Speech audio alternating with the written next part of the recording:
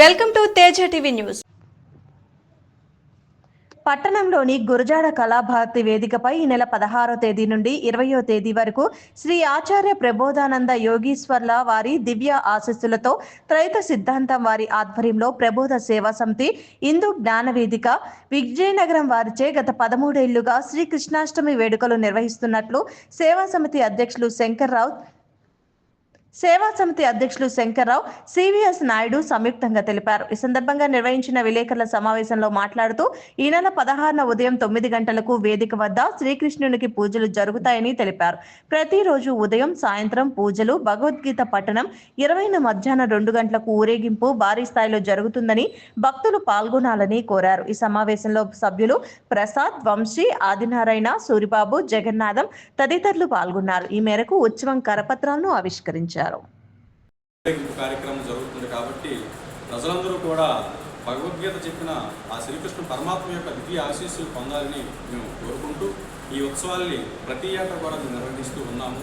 అందులో భాగంగానే ఈ సంవత్సరం కూడా ఇక్కడ విజయనగరంతో పాటుగా నెల్లిమర్ల, బొద్దాం, రాజాం, గజపతినగరం, బొబ్బిలి, వివిధ ప్రాంతాల్లో చీపురుపల్లి మొదలగు వివిధ ప్రాంతాల్లో కూడా ఈ ఉత్సవాలు అనేవి మేము నిర్వహిస్తూ ఉన్నాము.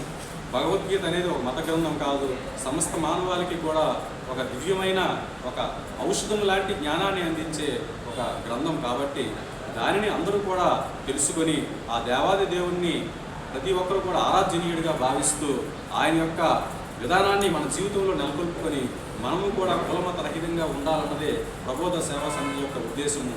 ఆ ఉద్దేశాన్ని మా స్వామివారు చెప్పిన మేరకు ఆయన ఆదేశాల అనుసారం ఈ కార్యక్రమాన్ని మేము ఇక్కడ నిర్వహిస్తూ ఉన్నాం. నాయుడు ప్రబోధ సేవా సమితి హిందూ జ్ఞానవేదిక విజయనగరం సభ్యుడిని.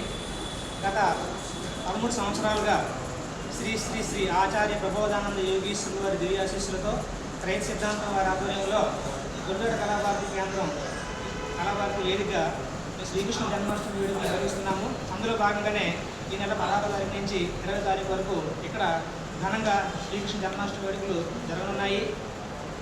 మానవాళికి దారి చూపినటువంటి శ్రీకృష్ణ భగవాను యొక్క బోధనలు ఏవైతే ఉన్నాయో భగవద్గీతలో నిక్షేపించబడ్డాయి. వీటిని ప్రజలు సక్రమంగా అర్థం చేసుకుని జీవాత్మ, ఆత్మ, పరమాత్మల సారాంశాన్ని త్రైత సిద్ధాంతంగా శ్రీ శ్రీ శ్రీ ఆచార్య ప్రబోధానంద యోగీశ్వరరావు చెప్పి ఉన్నారు. ఈ సిద్ధాంతం ఆధారంగానే మనకి ఆధ్యాత్మిక విద్య చెప్పబడుతుంది. దీని వరకే మనకు దేవాలయాలు, పండుగలు, పూజా విధానాలు, సాంప్రదాయాలు రూపొందించబడ్డాయి. ఈ విధంగా మనకు ఆధ్యాత్మిక విద్య యొక్క మౌలిక అంశాన్ని భగవద్గీత ద్వారా శ్రీకృష్ణు యొక్క భగవద్గీత ద్వారా ప్రజల్లోకి తీసుకెళ్ళడానికి మేము ఈ శ్రీకృష్ణ జన్మాష్టమి వేడుకలను ప్రతి సంవత్సరం నిర్వహిస్తున్నాము. అందులో భాగంగా ఈ సంవత్సరం కూడా నిర్వహించలేము. ఇందులో భాగంగా 20వ తారీఖున గొప్ప ఊరేగింపు కార్యక్రమం జరుగుతుంది. కాబట్టి ప్రజలందరూ ఈ కార్యక్రమంలో పాల్గొని ఆ దేవాది దేవుని ఆశీస్సులు పొందాలని మేము కోరుకుంటున్నాం.